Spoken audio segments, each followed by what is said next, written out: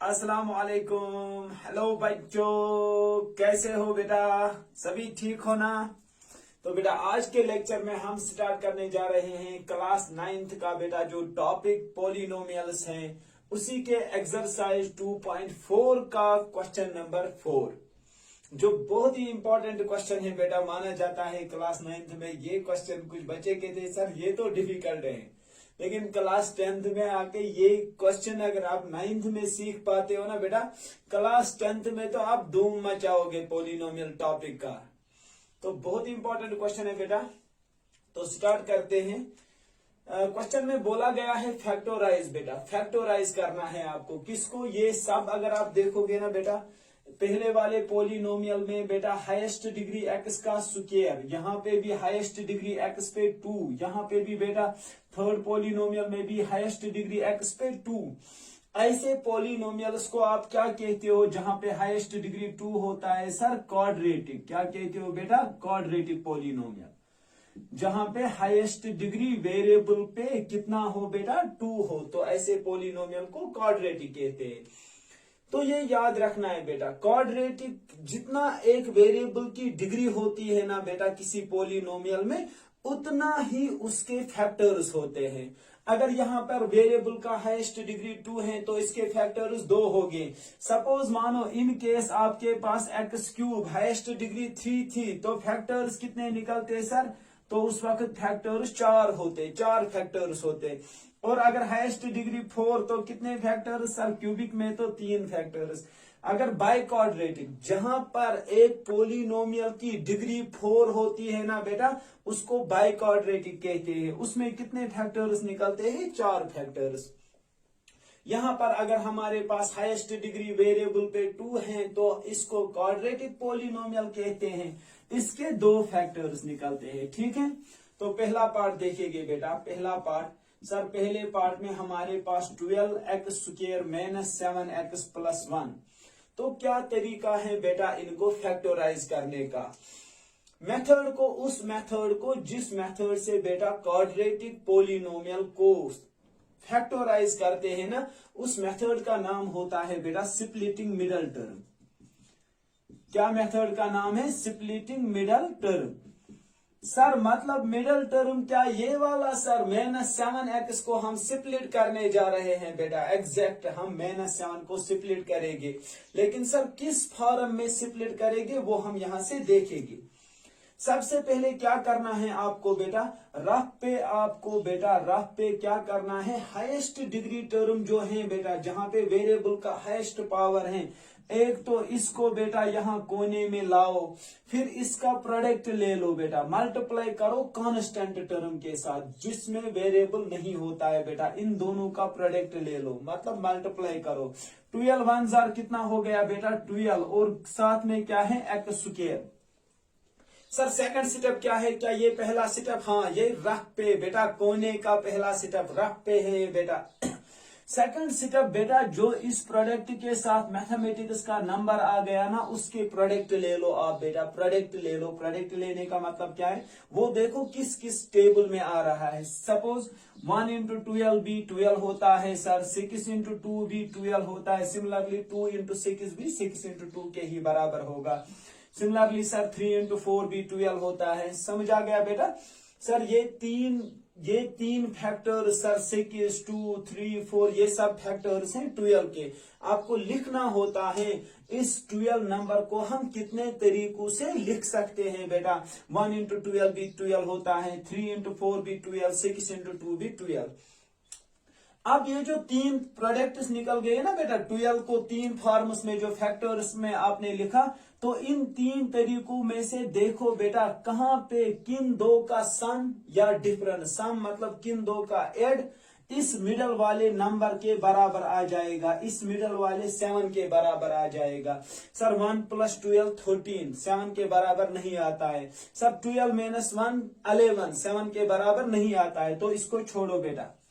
Next पे आ जाओ, 6 + 2 8, 6 - 2 4, ये भी 7 के बराबर नहीं आ जाता है। 3 + 4 7, इसका मतलब ये हमारा यहाँ पर काम करेगा बेटा। 3 × 4 काम करेगा यहाँ पर। आपको इस 7 को बेटा इन्हीं दो का प्रोडक्ट लिखना है। एक तरफ से इस 7 को 3 लिखो, दूसरे तरफ से 4। क्या सर ये जरूरी है कि 4 को इस तरह से 3 को? नहीं बेटा, ये आपकी मर्जी बेटा, जहां से भी लिखोगे 3 और 4 को। अब दोनों के पास क्या रखना है पहले ये देखो। सर इसके साथ x है ना, तो हम भी x इसको रखेंगे साथ। 7 को हम बेटा स्प्लिट कर रहे हैं। अगर मैं दोनों के साथ पॉजिटिव रखूंगा वो मत -7 आएगा। मैं दोनों के साथ माइनस रख रहा हूं, क्योंकि -3x -4x किसके बराबर आ जाएगा? -7x के बराबर। समझ आया बेटा रूल क्या मैंने बोला? फिर जो कॉर्नर्स पे दो टर्म्स थे ना बेटा, उनको एज इट इज लिखो। समझ आया यहां तक बेटा? इसके बाद नेक्स्ट स्टेप तो बहुत ही आसान है बेटा। पहले दो टर्म्स और लास्ट दो टर्म्स में देखो कॉमन क्या चीज है। सर पहले दो टर्म्स में तो 3 कॉमन आएगा, क्योंकि 12 बराबर होता है ना 3 × 4। इसके साथ भी 3 कॉमन आ गया, और एक x कॉमन लूंगा। इसके पास बचा कितना उस वक्त? सर 3 कॉमन लिया, बचा 4, और x स्क्वायर था, एक x कॉमन लिया तो एक x बचा। मैंने सर 3x तो पूरा यहाँ पे कॉमन आया, उस वक्त 1 बचता है बेटा। जो क्वांटिटी पूरी कॉमन आती है बेटा वहां पे 1 बचता है, क्योंकि जब वापस मल्टीप्लाई दोगे ना 3 × 4 = 12, x स्क्वायर, 3x 1 = 3x, वापस भी आना चाहिए। फिर याद रखो बेटा, जो आपको पहले डिब्बे में, इसको डिब्बा कहते हैं, जो पहले डिब्बे में आंसर आया है ना यहाँ डिब्बे में, वही यहाँ पर भी आता है 4x - 1। तो बेटा खुद देख लो कॉमन क्या आ गया बेटा। सर जहां पे माइनस था ना 4x के साथ, आपने तो माइनस नहीं लिखा, और यहाँ +1 था, आपने तो माइनस लिखा। जब भी मैथमेटिक्स में साइन चेंज होते हैं, ये याद रखो, साइन चेंज होते हैं, माइनस का प्लस बन जाता है, प्लस का माइनस, उस वक्त बेटा माइनस कॉमन निकला होता है। क्या निकला होता है? Minus common. और मैथमेटिक्स में जब लगे कोई चीज कॉमन नहीं निकल पाता है, तो उस वक्त 1 कॉमन निकलता है। क्या निकलता है? 1। माइनस क्यों कॉमन निकाला? क्योंकि सर हमने माइनस की जगह प्लस लिखा है, और प्लस की जगह माइनस। जब भी साइंस चेंज होते हैं तो माइनस कॉमन आया होता है, और जब कुछ कॉमन नहीं तो 1 आ जाता है। बेटा मुझे बोलो इन दोनों टर्म्स के पास क्या चीज कॉमन? सर 4x - 1 कॉमन है। 4x - 1 के बदले दोनों के पास है ना 4x - 1, इसको कॉमन निकालेंगे। बचा क्या? पहले वाले के पास 3x, दूसरे वाले के पास क्या बचा? -1। तो ये है वो फैक्टर जो पहले वाले क्वाड्रेटिक पॉलिनोमियल के फैक्टर्स हैं बेटा, यही इसका आंसर है। समझ आया बेटा क्या तरीका है इसको आंसर निकालने का? बहुत ही आसान होता है बेटा, खाली ये याद रखो, पहले कॉर्नर वाले हाईएस्ट डिग्री टर्म का प्रोडक्ट ले लो कांस्टेंट टर्म के साथ। ये आपको क्लास 10th में भी बेटा रोज दिखने को मिलेगा। Pause the video and note it down.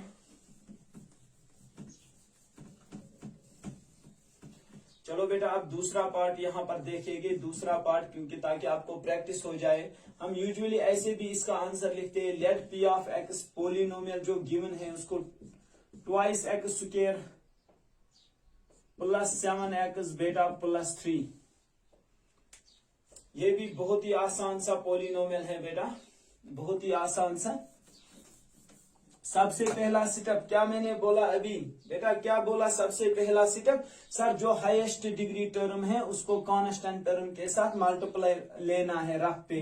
2x² का मल्टीप्लाई 3 के साथ हो जाएगा बेटा, 2 × 3 = 6 x²। नेक्स्ट स्टेप क्या होता है? सर इस मैथमेटिक्स के नंबर, ये जो 6 आया यहाँ पर, इसके फैक्टर्स लेने होते हैं। इसको लिखने का तरीका 1 × 6 बेटा, दूसरा लिखने का तरीका 2 × 3, और 3 × 2 भी 6 के ही बराबर होता है। 2 × 3 लिखो या 3 × 2। अगर आप नेक्स्ट देखना है ना, नेक्स्ट अभी मैंने बात की आपके साथ बेटा, ये जो मिडल टर्म है ना, मिडल टर्म को देखो, इन दो में ये जो दो लिखने के तरीके हैं 6 को, इन दो में देखो कहां पे सम या डिफरेंस 7 के बराबर आ जाएगा। जरा 2 + 3 5, 3 - 2 1 मत आ जाता है 7 के बराबर, तो ये क्रॉस बेटा ये काम नहीं करता है यहाँ पर। नेक्स्ट देखो 1 + 6 7 सर, इसका मतलब यही यहाँ पर वर्क करता है। अब बेटा इसी को यहाँ पर 7 के बदले लिखना है, एक लिखना है 7 के बदले, एक जगह 1 दूसरी जगह 6। लेकिन आपने देखा इसके साथ क्या था और एक्स, तो दोनों के साथ एक्स रखो। और क्या क्वांटिटी इसके साथ है, साइन कौन सा था, पॉजिटिव, तो लिखो ना दोनों के साथ पॉजिटिव। 1x प्लस 6x, तब जाके क्या बन जाता है 7x। इसको स्प्लिटिंग मिडल टर्म रूल कहते हैं। स्प्लिटिंग मिडल टर्म को स्प्लिट करना। लेकिन ये खुद की मर्जी से नहीं आप लिखोगे 5x और 2x, नहीं बेटा, ये रूल के हिसाब से, जो रूल यहाँ पर समझा रहा हूं आपको। और कोने में जो दो टर्म्स थे, एक है ट्वाइस एक्स स्क्वायर और दूसरा है लास्ट पे 3, इसको as it is. Next step बेटा बोलो सर। नेक्स्ट स्टेप में बोला पहले वाले दो और लास्ट वाले दो में कॉमन देखना है।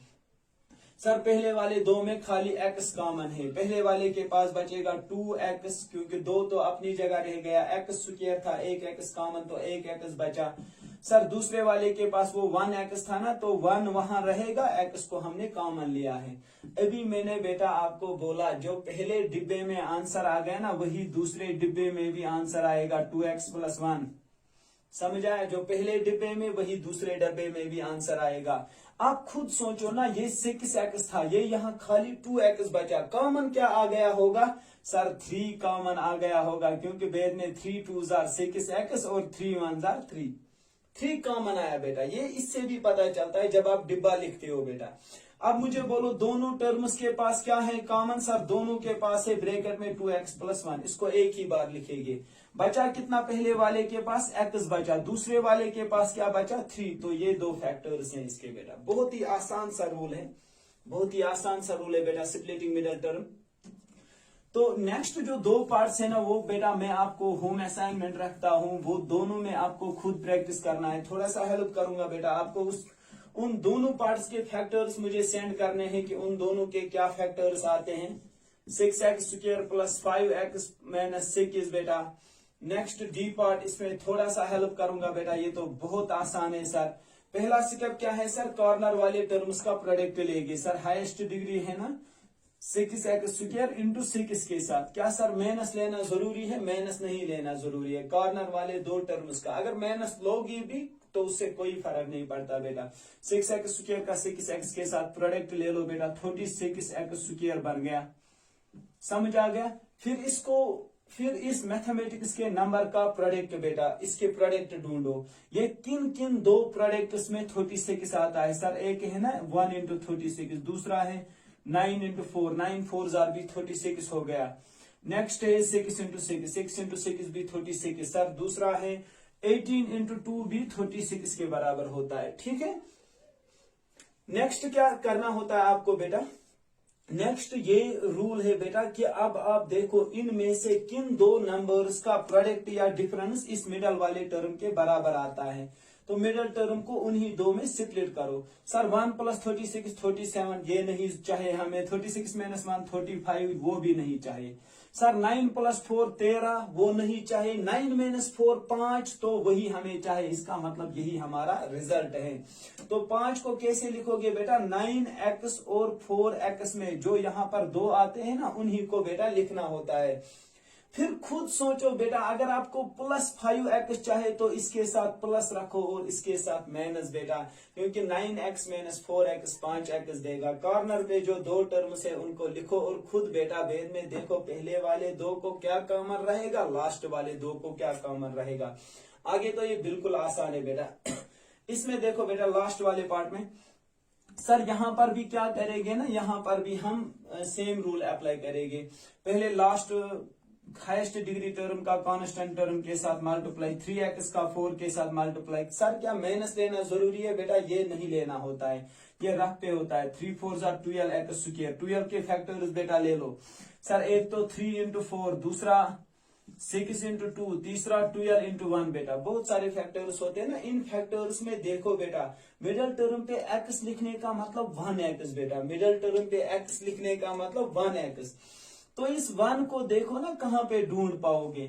सर 3 प्लस 4 7, 1 के बराबर नहीं है, लेकिन 4 माइनस 3 सर 4 माइनस 3 तो 1 ही आ जाता है ना। इसका मतलब हमें इस मिडल टर्म 1x को 2 में स्प्लिट करना है। एक लिखो बेटा 3x, दूसरा लिखो 4x।